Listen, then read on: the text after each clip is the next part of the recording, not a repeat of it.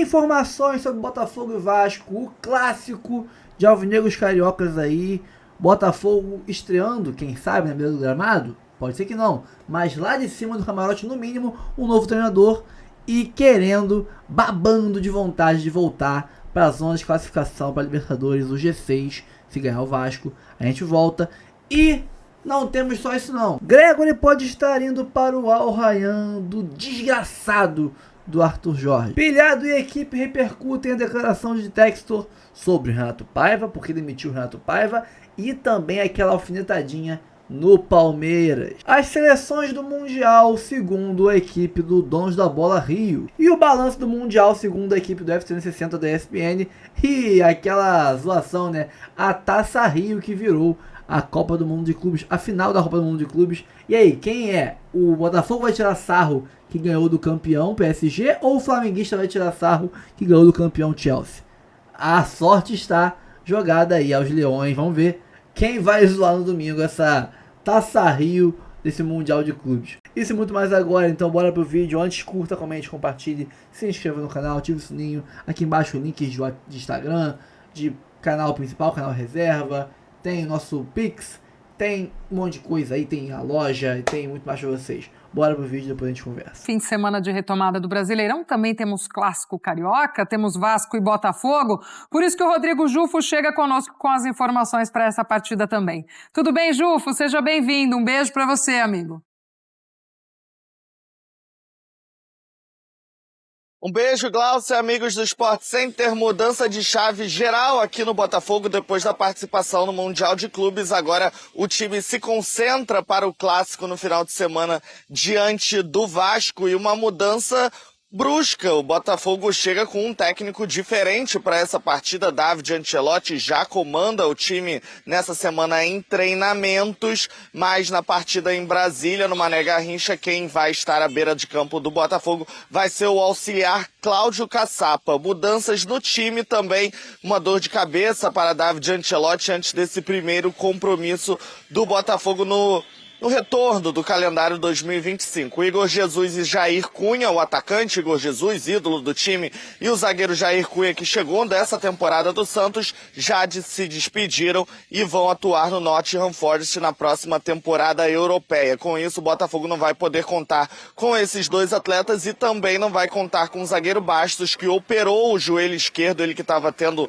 uma dor crônica no local, e vai ser desfalque para esse clássico. Com isso, a dupla de zaga deve ser formada por David Ricardo e pelo Barbosa. No ataque, Arthur Cabral, que chegou no Mundial de Clubes, vem treinando com o time, ganhando recondicionamento físico, pode ser uma novidade ali no comando de ataque. Arthur Cabral, que passou por Benfica, Fiorentina, alguma experiência, um lastro na Europa, agora volta ao futebol brasileiro para ajudar o Botafogo, que segue ainda no mercado, quer outras opções. O Barreira, meia colombiano que estava no Júnior Barranquilla, foi contratado por 4 milhões de dólares, ele tem 19 anos, é uma joia, é esperado aqui no Botafogo no máximo na semana que vem para assinar contrato e se juntar ao elenco. Outros dois jogadores estão no radar, o Luiz Guilherme, que está no West Ham, revelado no Palmeiras, um meia atacante, pelo lado direito ali para fazer a função talvez que o Luiz Henrique fazia na temporada passada, e um outro zagueiro, o Dantas, do Novo Horizontino, está no radar do Botafogo, que perdeu o Jair agora nessa janela para o Nottingham Forest.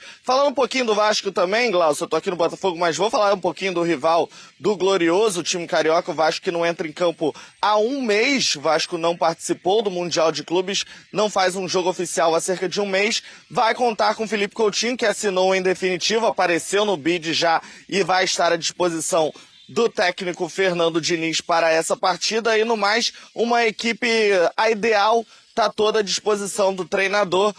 As únicas ausências são o Adson, né, que operou uma fratura na tíbia, ele segue de fora do time, e talvez o Pumita Rodrigues também não seja relacionado, ele que vem negociando com o Nacional do Uruguai. No mais, Fernando Diniz tem todas as opções à disposição. Ambos os times, tanto o Botafogo quanto o Vasco, treinam até amanhã, sexta-feira, e aí viajam para Brasília, porque no sábado tem o clássico no Mané Garrincha às 6h30, Glaucia. Boa, um beijo, Jufo. Obrigada pelas informações, amigo. Clássico em Brasília. Então vamos aqui no pique, porque já estamos quase no estouro do relógio, Calçade. Esse Botafogo reiniciando. Gente fora, esperando o mercado, com o treinador. Reiniciando, sem o treinador ainda, o David Ancelotti, né? E já sabe, está muito claro para ele o que ele precisa fazer. Tanto que o Textor acabou de dizer exatamente porque demitiu o Paiva, ele não queria um time atrás, retrancado. Mesmo que a vitória esta postura tenha levado a uma vitória contra um PSG desfalcado, como era naquela partida, mas os jogos subsequentes contra Atlético de Madrid e Palmeiras eliminaram a possibilidade do Paiva continuar. Então, se um Botafogo focado no ataque, então ele precisa também dar as condições para qualquer treinador, seja o Caçapa ou o David Ancelotti. Não é só ter a postura, é como, com quem. E é isso que o Botafogo está se esforçando em fazer, precisa trazer nomes contra um Vasco do Diniz, que não estava jogando Mundial, ficou treinando. Se o Diniz teve um tempo, esse foi valioso, para poder implantar aquilo que ele gosta, aquilo que ele sabe, aquilo que ele acredita. Então vai ser bacana assistir esse clássico para ver o quanto o Vasco evoluiu e a situação no Botafogo ainda ser o treinador na beirada do campo. É muito isso, né, Rafa, desse Vasco, essa expectativa de como o Diniz também aproveitou para, de fato, trabalhar essa equipe, já chegou daquele jeito que é no futebol brasileiro, trabalhando, enfim, agora que ele teve um tempinho para organizar a casa. Mas as questões internas estão resolvidas, né, Glaucia? A principal era renovar o contrato do Felipe Coutinho e também o contrato do Léo Jardim.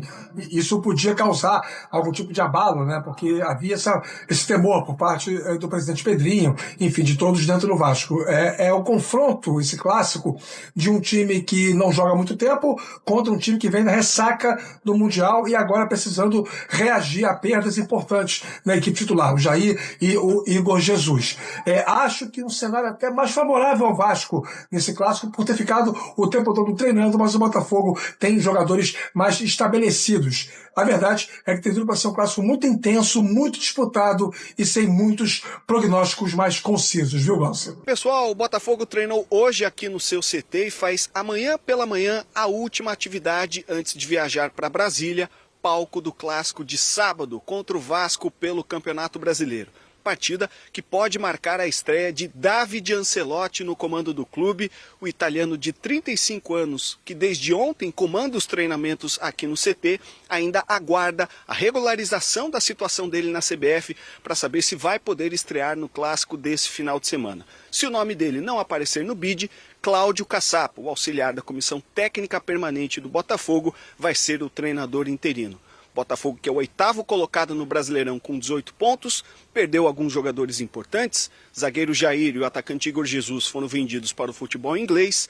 Na zaga, Caio Pantaleão e David Ricardo disputam uma vaga ao lado do Barbosa. E no ataque, a tendência é que o Arthur Cabral seja o titular no clássico. Lembrando, Vasco e Botafogo, sábado, 6h30 da noite, partida com transmissão exclusiva do Premier. Obrigado, André Pessoa. Camila Barbieri atualizando informações de Flamengo e Botafogo, falando em chegadas e saídas, né? Olha esse print aí, tá lá no GE. Globo. O Al Rayyan de Arthur Jorge faz proposta e avança para contratar Gregor, hein? Jogador importante nessa estrutura do Botafogo, ou seja, pode pintar aí mais uma saída. Você vê a matéria completa lá no GE. Globo. Vamos falar de Copa América Feminina, começando neste final de semana. Vamos falar aí, né, dessa situação do John Textor, que tá repercutindo aí pra caramba nas redes sociais já, que o John Textor, ele disse que demitiu o Renato Paiva porque Palmeiras não é PSG. E ele não jogou como deveria, jogou de forma covarde contra o Palmeiras. Que o Botafogo é melhor que o Palmeiras e que o Botafogo tinha que vencer o Palmeiras e até o Atlético de Madrid no Super Mundial de Clubes. Pode até botar aqui, tá? Que Textor cutucou o Palmeiras, porque ele deu uma cutucada no Palmeiras. Ele fala que o Botafogo é melhor que o Palmeiras, tá? Aí, ó, ele falou isso aí, ó. Somos melhores que o Palmeiras. Ele tem razão, porque... Aí eu vou ser sincero, tá? Ele não é... Eu não acho o Botafogo melhor que o Palmeiras hoje. Não acho. Eu achava no ano passado. Botafogo do Luiz Henrique, do Almada, aí eu achava melhor que o Palmeiras. tá? Achava mesmo. Mas o que o Textor disse foi o seguinte: por que demitir Renato Paiva depois dele vencer o PSG? Ele quebrou seus próprios princípios. Não seguiu o plano. Ele é um treinador posicional, muito bom em educar os jogadores e os torcedores ficaram irritados com a forma como jogamos. Deveríamos ter vencido Atlético de Madrid e Palmeiras. Somos melhores que o Palmeiras. Ele quebrou o princípio dele. Perguntei a ele qual foi o melhor jogo da sua carreira. E ele respondeu, PSG. Depois perguntei qual foi o melhor jogo da minha carreira. E eu disse, PSG. Eu disse que naquele dia das oitavas de final, o adversário não era o PSG. Era o Palmeiras. Palmeiras não é o PSG. Somos melhores que o Palmeiras. É hora de jogar futebol. Vão lá e acabem com eles. O que aconteceu? Ficamos recuados e vimos o adversário avançar. Em 10 jogos, ele estava ficando cada vez mais defensivo. E quando você quebra os seus princípios, você tem que sair. Ou seja, ele ficou irritado de ter um Botafogo defensivo. Isso eu já gosto, tá? Já gosto. Ele quer o Botafogo jogando futebol. Mas eu não acho o Botafogo melhor que o Palmeiras hoje não, Bruno. Eu também não acho, até também pelo modelo de negócio do Botafogo, que compra e vende jogador o tempo inteiro. Se o Botafogo tivesse com o mesmo time do ano passado, provavelmente estaria melhor que o Palmeiras, mas aí é o modelo de negócio do clube, aí vendeu o Luiz Henrique, vendeu o Almada, agora o Igor Jesus também já saiu. Então daquele quarteto ofensivo muito bom do ano passado, só sobrou o Savarino. Então fica mais difícil de você formar um time que jogue bem, trocando de jogador o tempo inteiro. Tem um tempo de adaptação, 4 jogadores estrearam no Botafogo durante o Mundial. Acabaram de contratar mais um colombiano aí do Júnior Barranquilla. Então, o time está vendendo e comprando. O Jair ficou alguns meses no clube e foi vendido. Então, também tem esse lado que vem da direção do clube, né? O Botafogo compra e vende jogador. O jogo com o Palmeiras foi ruim mesmo. Acho demissão algo bem exagerado. Até porque ele contrata o Renato Paiva porque ele imagino que ele tenha pesquisado a maneira como o treinador trabalha, tenha entendido que ele era um treinador para trabalhar no Botafogo do jeito que ele quer. Aí, por causa de um jogo que o time tem uma postura que ele não gosta, ele vai demitir, eu acho muito radical. Acho que ele poderia, claro, cobrar, isso sim, cobrar o treinador, por que o time jogou dessa maneira, essa partida, isso aí é normal e tem que fazer. Mas a demissão eu achei uma coisa bem exagerada, achei uma coisa meio radical, ainda mais depois do jogo Paris Saint-Germain. E eu imagino que a ideia do Paiva, porque é um torneio de um mês, ele é um torneio muito específico.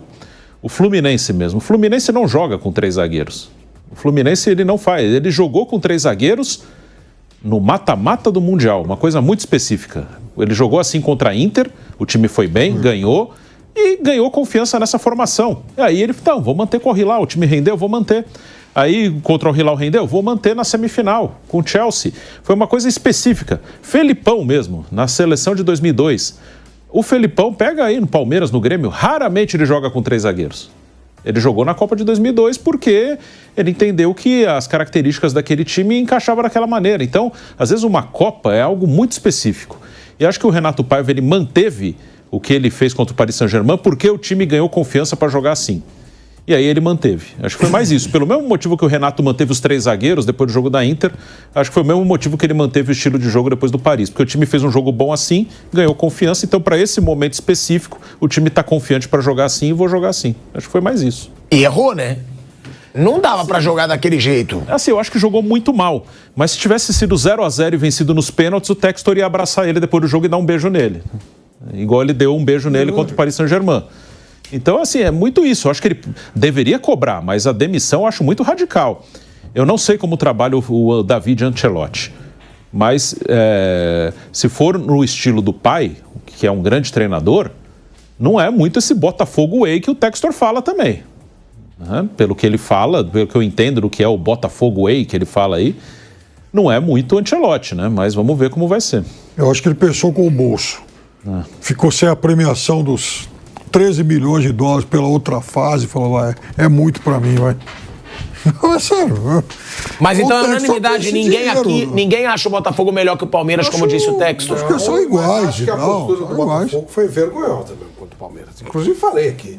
Uma vergonha. O Botafogo não pode jogar de jeito contra o Palmeiras. Não pode.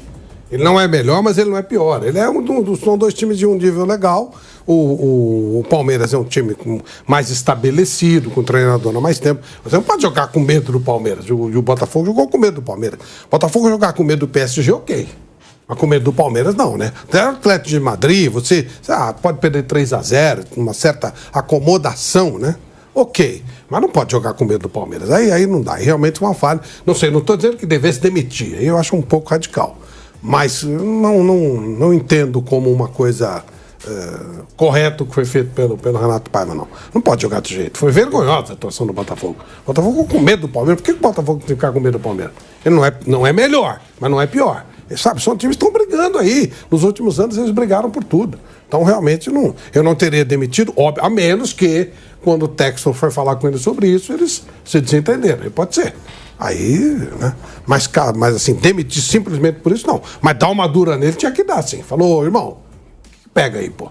Por que você jogou desse jeito? Acho que isso é uma função do presidente. O Botafogo foi, da mesma maneira que ele encheu de orgulho a torcida no jogo contra o Paris Saint-Germain, por certo, ele encheu de vergonha no jogo contra o Botafogo, contra o Palmeiras. Os caras, por que está acontecendo? Por que está jogando desse jeito?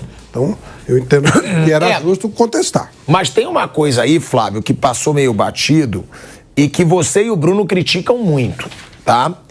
Que na nota do Textor, eu vou até achar o trecho aqui. É que o Kaique me mandou, ó, na nota dele tem essa parte aqui. Deveria... Cadê, treinador? Muito bom jogador. Aqui, ó. Ele é um treinador posicional. Muito bom em educar os jogadores. E os torcedores ficaram irritados com a forma como jogamos. Ou seja, ele escutou a torcida. Aí é bom. Porque, mas não é? Tá aqui na nota. Tá na nota não, tá na declaração dele. E os torcedores ficaram irritados com a forma como jogamos. Não dá pra deixar isso passar batido. Isso quer dizer que o Textor leva em consideração o que torcida e rede social falam. E vocês criticam muito isso. Muito. Aí eu acho uma demonstração de incompetência e de insegurança. É não saber o que você quer. Eu gosto muito da postura da Leila. A Leila tá pouco se lixando, não quer saber o que a torcida pensa, o que a torcida uniformizada não pensa, o que a imprensa fala, o que não fala. Isso é uma postura de presidente, né, de executivo, do cara que manda. O Textor, pelo jeito, vai de acordo com o vento, né? Se o vento estiver a favor, ele vai. Se o vento estiver contra, ele vai. E aí demonstra a incapacidade de dirigir um time de futebol. Frise que ele é um empresário. Isso não quer dizer que ele entenda de futebol. E a maneira como ele está dirigindo o futebol já deixou dúvidas lá no Lyon e talvez aqui no Botafogo deixe também. Embora ele tenha tirado o Botafogo de um patamar e colocado em outros, também é discutível. Mas realmente não tem que ficar ouvindo rede social, influencer, imprensa, nada. Ele tem que fazer o trabalho dele. Como nós não temos que ficar ouvindo o que eu digo. O cara não gostou do que você fala. Dane-se, pô. O problema é dele. Então nós não temos que nos deixar influenciar pelo que as pessoas falam e eles também não têm que se influenciar pelo que a gente fala. A menos que você entenda, não, isso aqui foi coerente, então vou trabalhar em cima disso. Mas pressão de torcida, agora, foi uma porcaria de atuação? Foi. Mas ele tem que achar isso. Não o que eu achei. O que eu achei não muda nada. É a minha opinião. O que o torcedor achou também. Eu acho que é diferente. A administração do clube não pode se deixar levar. Se a Leila fosse ouvir o que eu falo, o Abel já tinha saído faz tempo. Né? Então, e ela não tá nem aí. O Flávio fala, ok, tá bom, o Flávio fala. Tá tudo certo. E o Abel é o técnico. Pronto. É essa a postura correta. Assim que tem que ser. Bom, Fábio Piperno é o Textor sendo Textor, né? Polêmico, gosta de uma mídia. Todo mundo percebe que o Textor gosta de uma mídia. E deu uma cutucada no Palmeiras para continuar, né? Essa rivalidade que cresceu muito entre Palmeiras e Botafogo nos últimos 2 anos. Claro, foram praticamente 3 campeonatos em que, se eles não disputaram as decisões, eles se confrontaram sim em momentos decisivos, né? Os 2 brasileiros, 23, 24, uma vitória para cada lado, e o Botafogo eliminou o Palmeiras, então, na Libertadores do ano passado, abrindo o caminho para o título conquistado de forma brilhante. E aí houve esse confronto no Campeonato Mundial.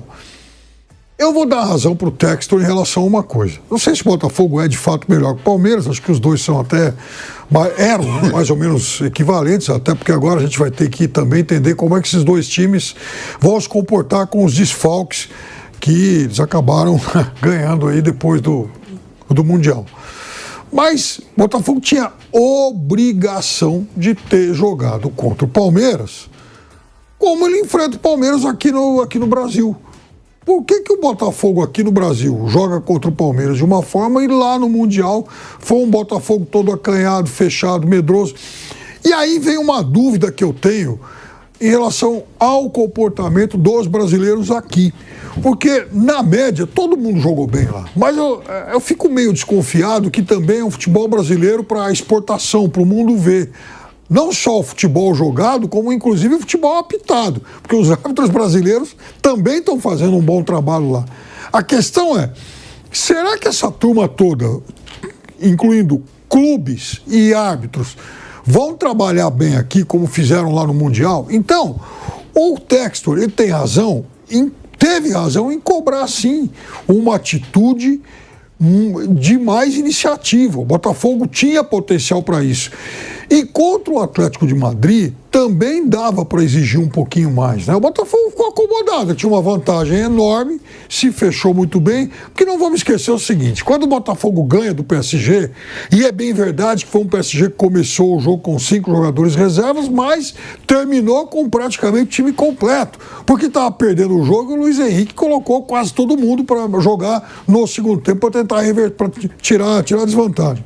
E quando acabou o jogo, o elegante Luiz Henrique falou para o mundo ouvir que foi o Botafogo, o time que melhor até hoje marcou o time dele.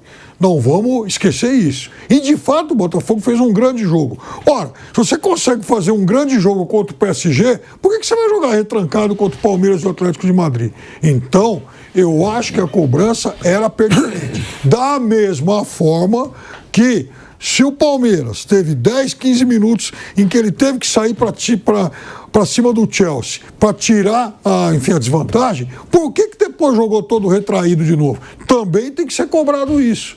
Então, tá certo nesse sentido o Texas. Eu não sei se a demissão foi uma medida dura, radical demais. Agora, cobrar o time dele, ele tinha, sim, todo o direito de fazer. Vamos fazer o seguinte, bota aquela porque tem seleção na tela. Seleção dos brasileiros, eu fui contra botar jogador do Palmeiras. Para mim era só do Rio, mas fui voto vencido. Esse é o Primeiras. Para mim era só do Rio, mas fui voto vencido. Esse é o primeiro de quem? Cadê?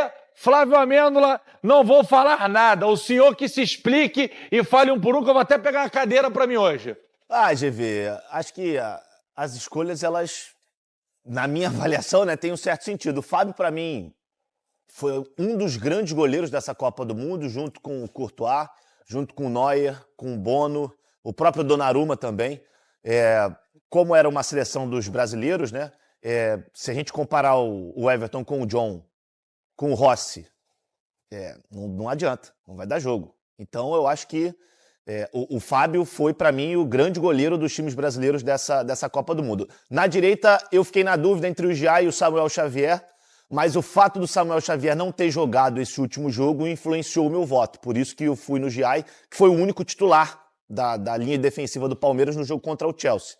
Aí a dupla, Thiago Silva e Léo Pereira. O Thiago Silva acho que não preciso explicar. O Léo Pereira, para mim, fez uma grande Copa do Mundo mesmo.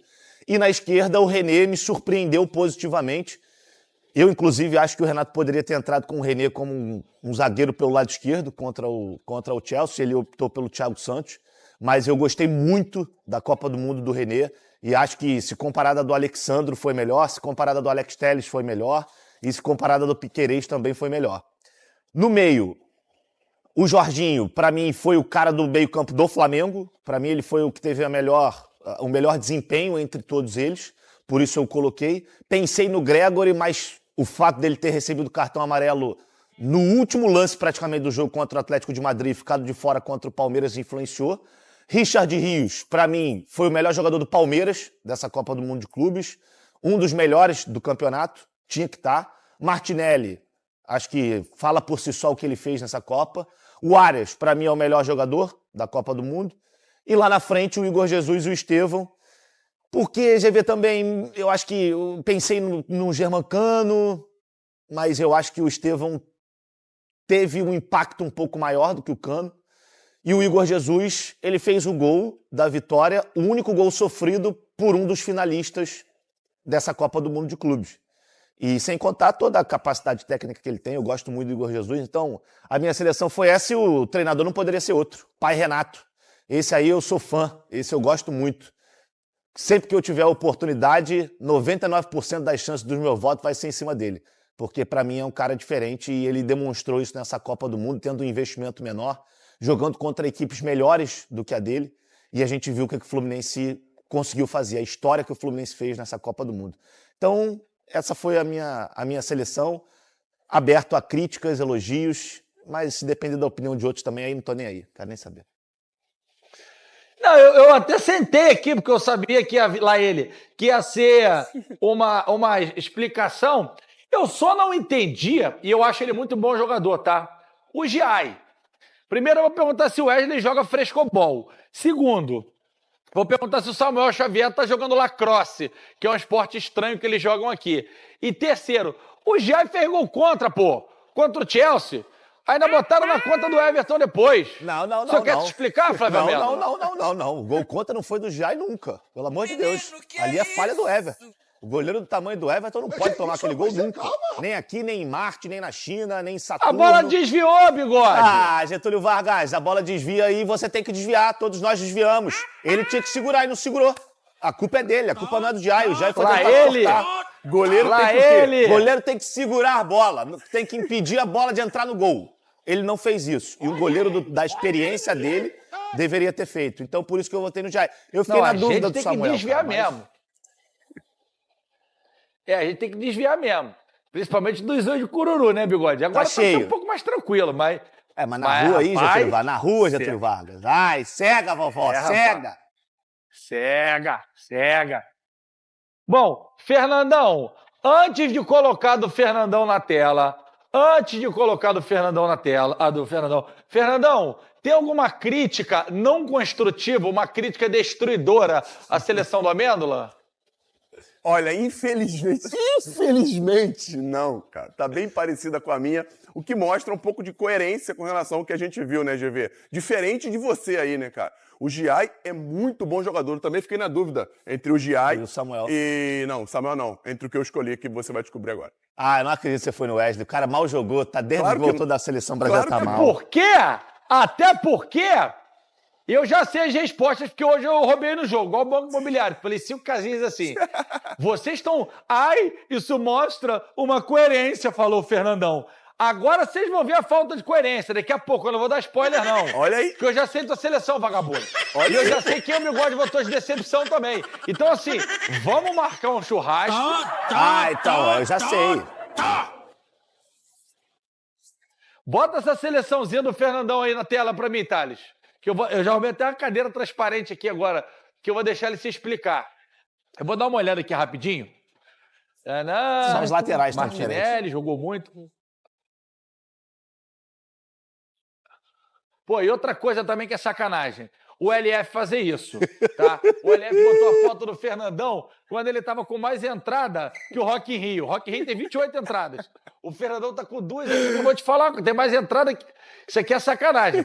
O cara faz implante capilar, tira pelinhos do cóccix para botar na cabeça. Ele não me disse, eu liguei pra clínica que ele fez, falei, oi, eu queria fazer a mesma técnica do Fernandão. Mentira, que eu tenho muito cabelo. De onde ele tirou? Cara, ele tirou do cóccix. Eu falei, então tá bom. Porque diziam que era da virilha. Pra botar na cabeça, aí o LF bota a foto velha do cara, pô. Fernandão, fala da tua seleção aí e xinga o LF. Não é a primeira vez que o LF me constrange na televisão. Vamos nos resolver depois do programa, LF. Fica esperto comigo. Quer ver? A minha seleção tá bem parecida com a do Flavinho. Olha que a gente não combinou. Eu, sendo coerente com o que eu falei aqui, eu gostei muito do Vitinho. Deu assistências importantes para gols. Foi importante na marcação do lado direito do Botafogo. Foi muito bem jogando de ala.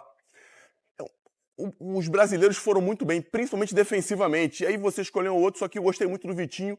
E é bom dar uma moral pro Vitinho, porque ele foi muito criticado em alguns jogos, no ano passado, principalmente. Mesmo o Botafogo indo bem, ele era um dos... chamavam de elo fraco, e o moleque foi muito bem nessa competição. Thiago Silva, não preciso dizer, é redundância falar do Thiago. O Léo Pereira foi muito bem também. E haja vista que a gente está falando numa linha de 4 defensores. Se fosse com 3 zagueiros, até poderia, né? O Freitas está brigando pela posição, enfim, mas numa linha de 4, eu prefiro o Léo Pereira. O Piquerez é um jogador que eu gosto muito. Ele tanto marca muito bem defensivamente, ele é grandão, mas chega muito bem no ataque, faz gols, é o batedor de pênalti do Palmeiras. Gosto do Piquerez, achei que ele foi bem. Jorginho, mesmo eu achando que no jogo decisivo contra o Manchester United, por ele ter essa experiência, por ele ser um cara já muito rodado, ele poderia chamar um jogo mais para si mesmo, vendo que o Arrascaeta estava com dificuldade, botar a bola embaixo do braço, não o fez, mas na comparação com o Gregor, acho que ele está um pouquinho à frente, pelo mesmo motivo que o Flavinho falou, ele jogou mais, né? O Gregor acabou ficando de fora. Martinelli e Rios, para mim, foram os caras, né, do meio campo das suas equipes, foram muito bem quando foram necessitados. O Arias, o grande jogador da competição.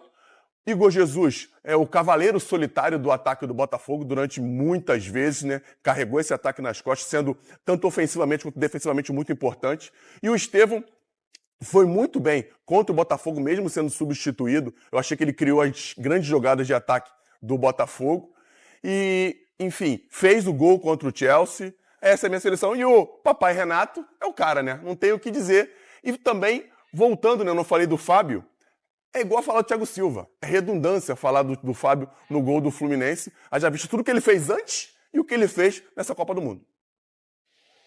Cara, o Fábio é outra prateleira. Não dá pra comparar com o Rossi, com o John e com o Everton. Pra mim, o Fábio é outra prateleira. E se pudesse botar tô falando dos brasileiros, né, que disputaram.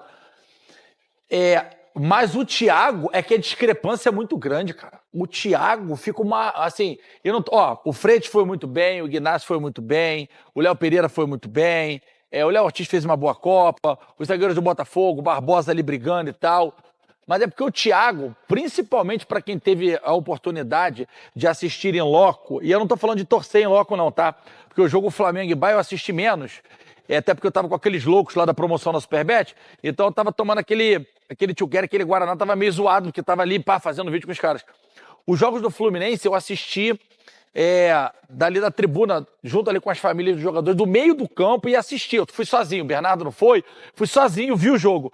Cara, o Thiago é um negócio assim, assustador, assim como o Martinelli jogou muita bola também.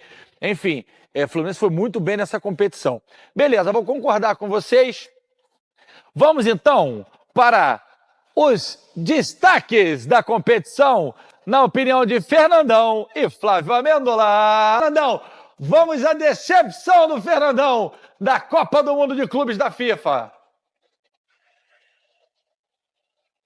Ih, rapaz. Fui bem? Estava lindo. Por quê, Fernandão? GV, o Savarino, depois da saída do Almada e do Luiz Henrique, ele herdou, já dividia isso com os outros dois, ele herdou essa responsabilidade de criação, de ser o grande jogador do Botafogo. E nessa Copa do Mundo de Clubes, eu não estou falando nem de você jogar bem ou mal, isso acontece, né? Ele teve até bons momentos nos jogos, mas tecnicamente não conseguiu jogar o que ele já provou que pode.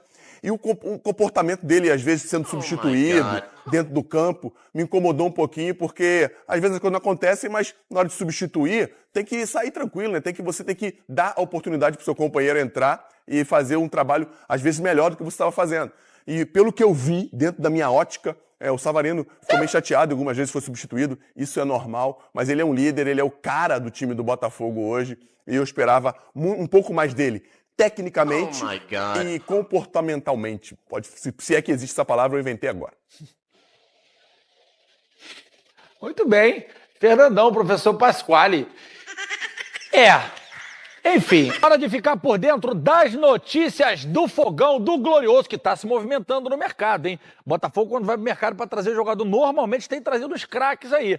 E quem conta tudo pra gente é ele, o onipresente, Thiago Carvalho. Participativo e intenso. Assim foi o primeiro dia de David Ancelotti no comando das atividades no Botafogo. Apesar de já ter assumido os treinos, ainda não se sabe se o italiano vai estar à beira do gramado no clássico contra o Vasco no próximo sábado.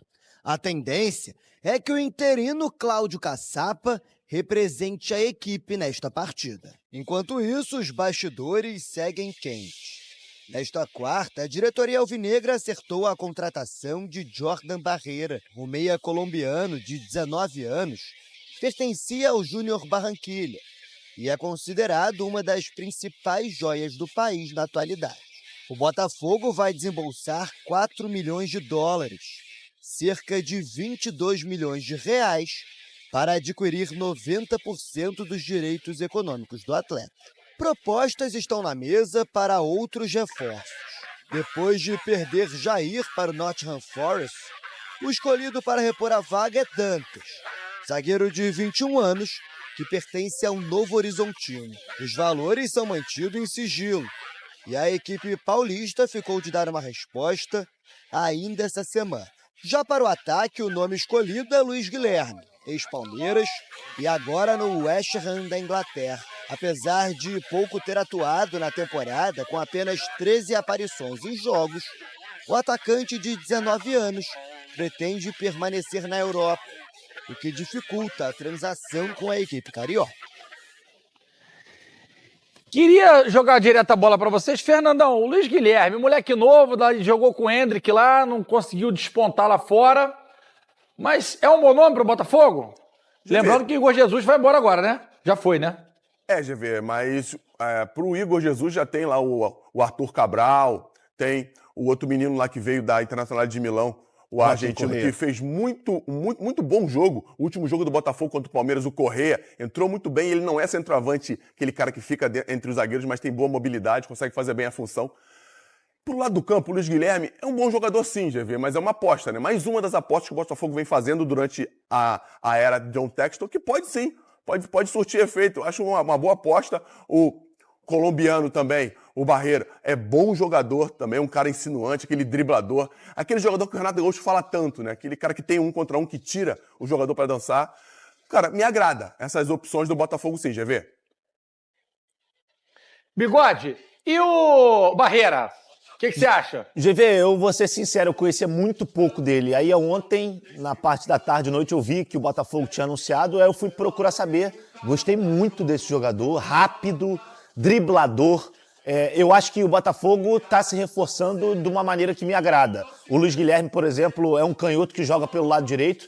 Pode ser uma alternativa para o Arthur, quando o Arthur não estiver bem, ou então, se o Arthur tiver que jogar no meio, você pode ter o Luiz Guilherme, que teve um grande momento no Palmeiras, logo que foi revelado. Não à toa ele foi vendido.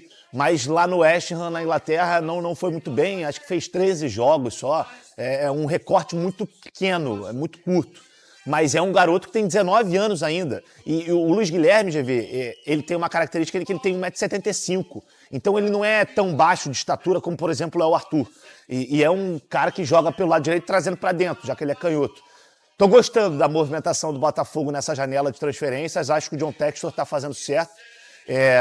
Acho que ainda precisa de um ou outro jogador, mas, ao que tudo indica, se conseguir fechar mesmo com o Luiz Guilherme, você tem belas opções para os lados do campo. Não vamos esquecer que o Botafogo ainda tem o Nathan Fernandes, que é um garoto também criado no Grêmio, que teve uma lesão, se recuperou, ainda está se ambientando.